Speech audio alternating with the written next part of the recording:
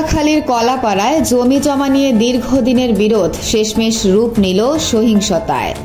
নীলগঞ্জ ইউনিয়নের এলেমপুর গ্রামে প্রতিপক্ষের হামলায় গুরুতর জখম হয়েছেন বাবা আব্দুল বারেক খাঁ এবং তার ছেলে হামিম। ভুক্তভোগী বারেক খাঁ জানান, ১০০ নং খতিয়ানের প্রায় ৩ একর জমি নিয়ে আলফাজ গাজী গ্যাংদের সঙ্গে তাদের বিরোধ বহুদিনের। ২ মাস আগে স্থানীয় সালিশের সিদ্ধান্ত হয়, বিরোধ মীমাংসা না হওয়া পর্যন্ত ওই জমিতে কোনো পক্ষই কোনো কার্যক্রম চালাতে পারবে না।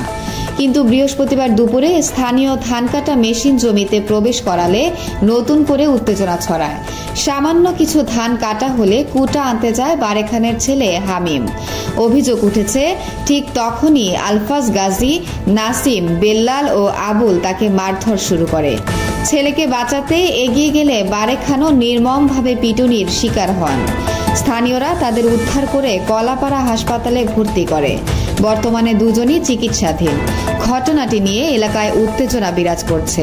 রাসেল কবির মুরাদ, কুয়াকাটা, পটুয়াখালী, সময় সংবাদ। বিস্তারিত দেখুন ভিডিওতে। তখন আজকে দুপুরে আমি বাড়িতে গেছি, ওই জমির সামনে অন্যজনে একটা মেশিন নিয়ে গেছে, অল্প জমি কাটছে। আর ওই কুটো নিয়ে বাজছে, কুটো কাঁচা কুটো ৩-৪ জনে নিতে আসছে। তখন আমার ছেলে ওখানে গেছে, মানে তাদের মনে হয় আগে পরিকল্পনা যে আমাদের মারার জন্য।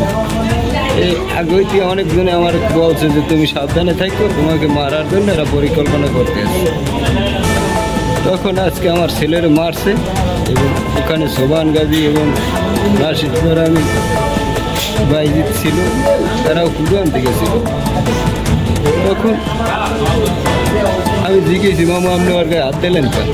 তুই জমিতে নামছো কত, জমিতে কুপিয়ে তুমি এই আমার ঘুষি শুরু করছে। তখন তুই তার 2 ভাইয়ের ফুয়ার এবং তার ছেলেই আমার কাদা করে ধরে হয়ে গেলেই গুছিয়ে শুরু করে দিয়েছে। তখন আমি বলছি, তোরা আমার মারি গেল, তোরা আমার মারি গেল।